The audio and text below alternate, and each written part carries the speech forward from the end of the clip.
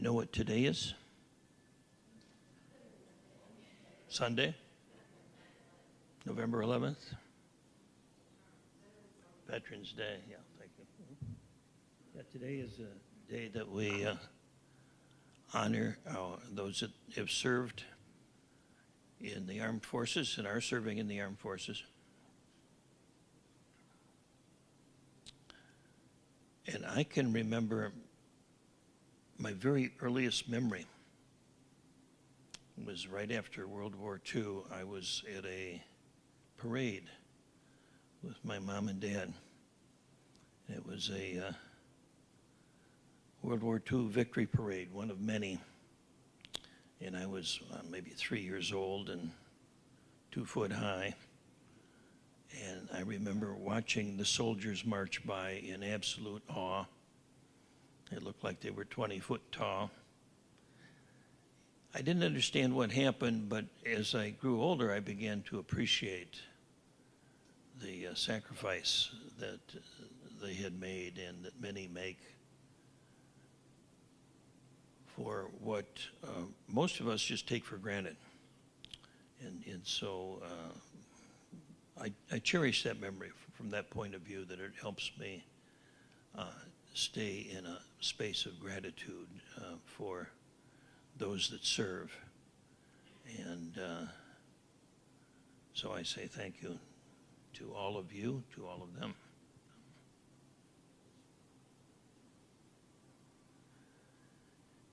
So I felt it was appropriate today to talk about the spiritual warrior. In the West, that may seem like a strange term because we, in our culture and in our history, don't have,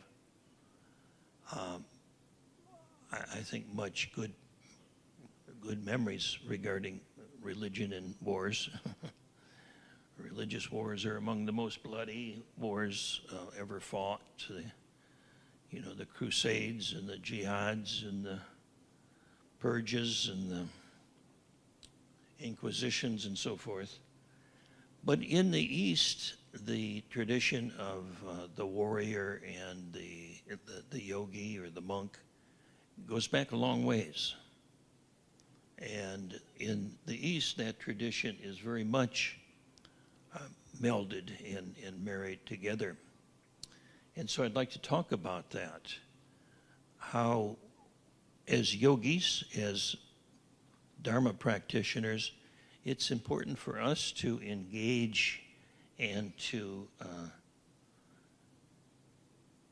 practice the qualities of the warrior in many ways. Now, in the East and in the martial arts and in the spiritual warrior practice, of course, the war, the enemy, the battle is not with anyone or anything outside of ourselves.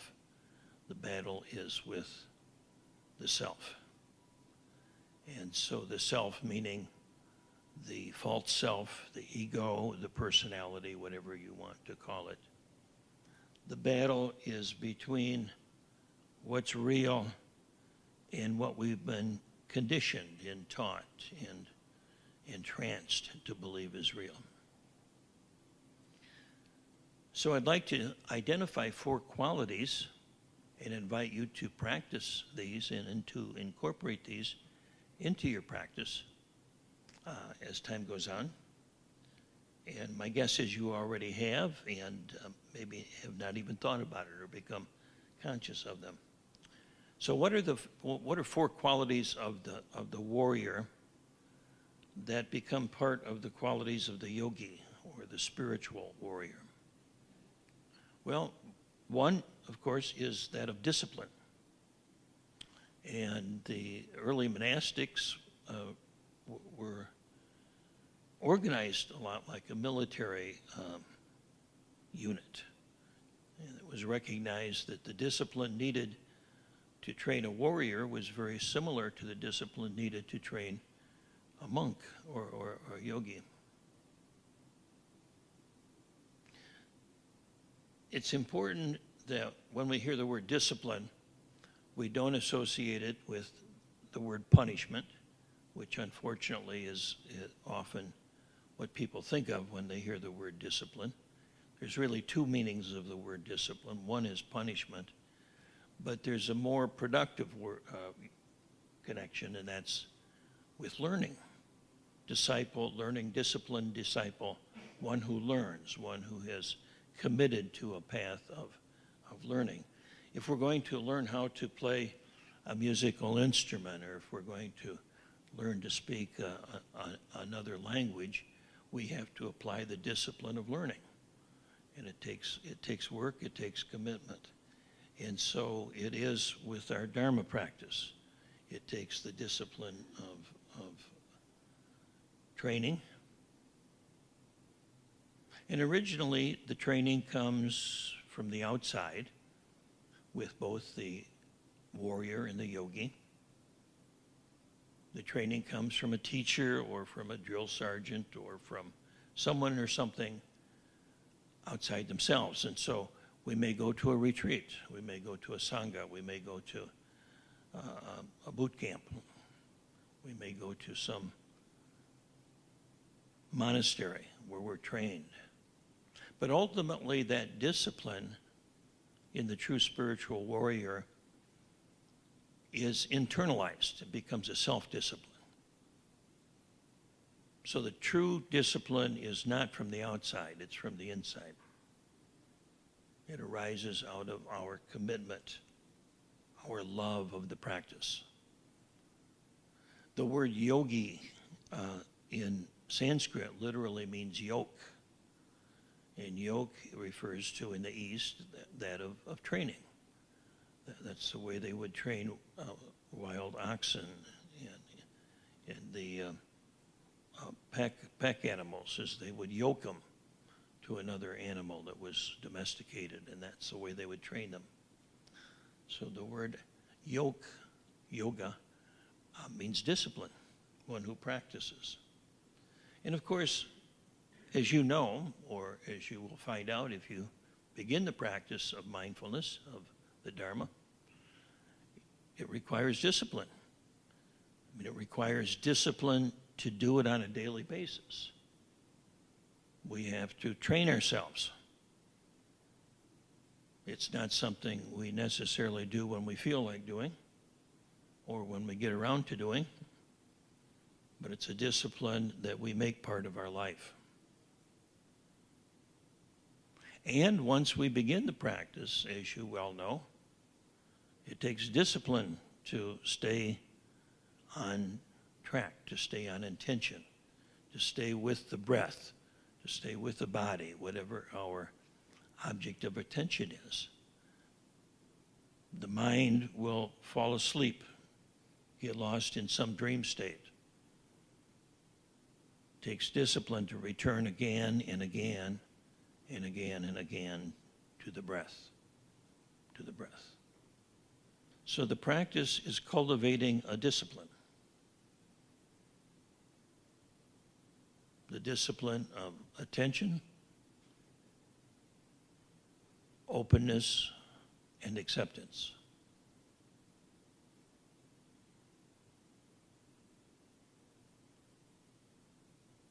The discipline of becoming a disciple of the Buddha. So discipline is the first one. A second one is that of courage. The warrior is courageous. Now, courage is, in my definition of courage, is not the absence of fear. We have little control over when fear arises or it doesn't.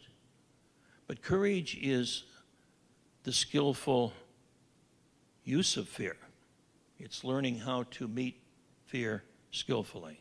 It's learning how to listen to fear and to discern what may be true and what may not be true in that experience of fear. It's not about making fear the enemy, because after all, fear evolved to help us survive. The problem is we're identified not just with the body, but also with the ego. So most of our fears are not about survival of the body, but most of our fears are around survival or protection of our ego. We're more concerned with not being criticized than we are with not being eaten by a wild animal, you see. But that fear can be just as intense. So it takes courage to face oneself. It takes courage to continue the practice in the face of challenges that arise. In the Dhammapada, the words of the Buddha, though one may conquer 1,000 times 1,000 men in battle, yet he indeed is the noblest victor who conquers himself. Though one may conquer 1,000 times 1,000 women in battle, yet she indeed is the noblest victor who conquers herself. He goes on to say, one self-conquered is worth the entire world conquered, and then some.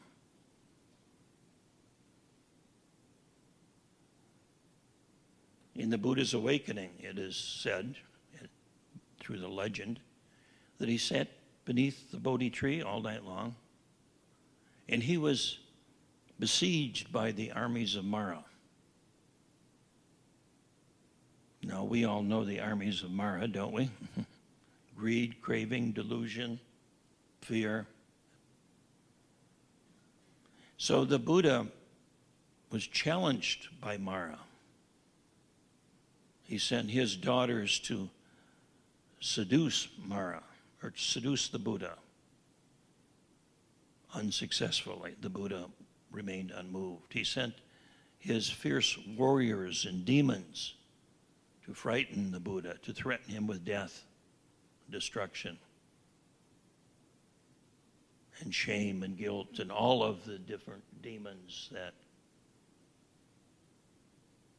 Mara manages and directs. The Buddha remained unmoved. Courage. The word courage actually comes from a French word which means heart.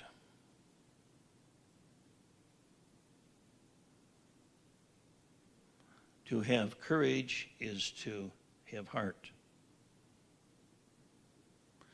The spiritual warrior uses the weapon not of the sword or the bullet, but the heart. So I would define courage or redefine courage as the ability to keep one's heart open at all times. That is the ultimate courage. The ultimate spiritual warrior conquers with love. So discipline and courage. A third characteristic, third quality, that of intentionality. The warrior functions with a clear intention. The warrior has a mission. And he keeps that mission in mind all the time. The mission is an intention, not necessarily a goal. An intention is a direction that we're constantly moving.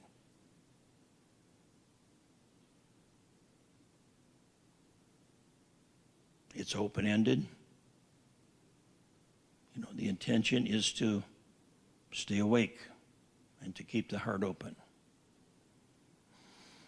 That's not a goal, that's an intention. There's no place where we get to it and we say, I've achieved that goal. Now what? Because it's an intention that we return to again and again and again in the present moment. It's not about some future accomplishment. It's in the present moment. I think a story that very poignantly illustrates this idea of clear intention of the warrior is a story from the samurai tradition. It's about a samurai warrior who was given the mission of avenging his lord's death. A rival warlord had murdered his lord, and he was given the mission of avenging that, of assassinating this particular warlord. And so he studied the warlord's moves, and he looked at all of his defenses, and he infiltrated into his compound, and finally he got to the point where one night he was able to slip into the chamber where the warlord was sleeping. And so the samurai silently pulled the sword out of his sheath, raised it in the air, and was about to behead the warlord. Whereupon the other man opened his eyes, looked at the samurai, and spit in his face. The samurai warrior was enraged. He put his sword back in the sheath, and he walked away. Why did he do that? Because he would have been acting out of intention. He would have been acting from rage rather than from duty. His intention was justice. And if he was acting from personal anger, then he was out of integrity. So intentionality is about being in integrity with our mission, with our intention.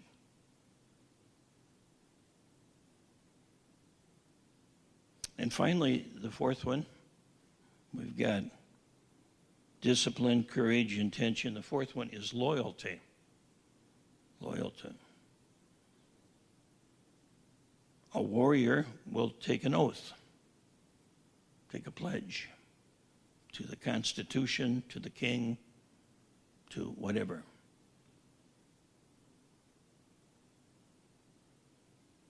In fact, the Marine Corps motto, remember what that is? I heard somebody say it, Semper Fidelis, yes, which means always faithful. Always faithful. That's their very motto. Say, that's the loyalty, supreme loyalty, no matter what. And that loyalty is, once again, it's to one's nation or to one's tribe or to the king. The spiritual warrior, the Dharma warrior, the loyalty is reflected, I believe, in the refuges that we take. I take refuge in the Buddha, which is our own Buddha nature. I take refuge in the Dharma, which is the teachings and the practice. I take refuge in the Sangha, which is the formal Sangha, and it's our relationship with all beings, ultimately. The truth. I take refuge in being, in truth, and in love. Sat Chit Ananda.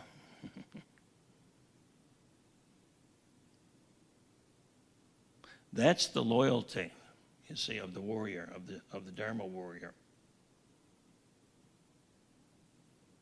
So as we bring the qualities of discipline, courage, intentionality, and loyalty to our practice, we are truly engaging that quality that very powerful quality of the spiritual warrior. And so, once again, I want to close by honoring those that have served, and I want to close by honoring the spiritual warriors that are here and that you are. And so I invite you to honor yourself as well as honor all spiritual warriors everywhere.